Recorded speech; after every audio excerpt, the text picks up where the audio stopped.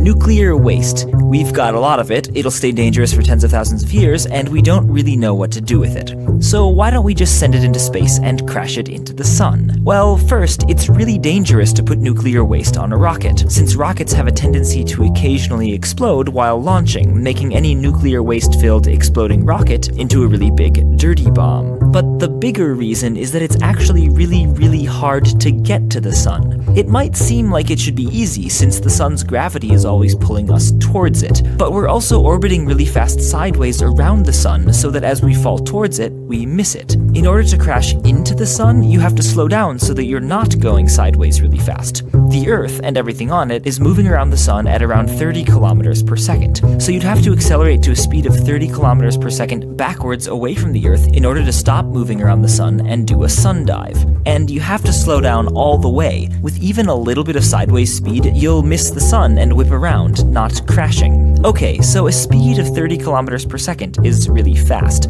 but just how fast? Well, from Earth's orbit, you only need to be going 11 kilometers per second faster than the Earth in order to escape from the entire solar system, which means that it's much harder to crash into the sun than to escape it altogether. Let me say that again. It takes less acceleration to get to other stars than it does to get to our own sun. Crazy. But it gets weirder. Because the gravity from an object is stronger the closer you are to it, the smaller your orbit is, the faster your orbital speed. For example, Mercury goes around the sun at a speed 1.5 times faster than the Earth, while Pluto goes only 1/6 as fast. And that means it's actually way harder to crash into the sun from Mercury than from the Earth, even though you're closer, because you'd have to accelerate to a speed of 48 kilometers per second backwards instead of 30. And it's way easier to crash into the sun from Pluto, since you only have to accelerate to a speed of 5 kilometers per second backwards. In fact, if you're trying to crash into the sun just using rockets, it's far more efficient to first go to the outer solar system where your speed is much lower, then do a second burn to counteract that slow orbital speed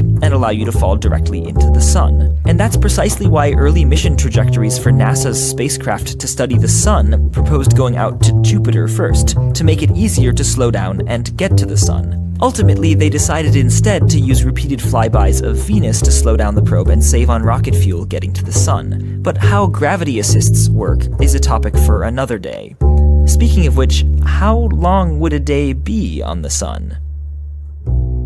I'd like to thank Audible.com for supporting this video. Audible is a leading provider of audiobooks with over 250,000 works, including fiction, nonfiction, and periodicals. With so many books to choose from, I recommend you check out The Paradox of Choice by Barry Schwartz, about how having more options is not always better, and how to minimize the struggle of making the million choices confronting you every day in your own life, like which book to read next. Just read The Paradox of Choice, and you can do so for free with a free 30-day trial at audible.com/minutephysics.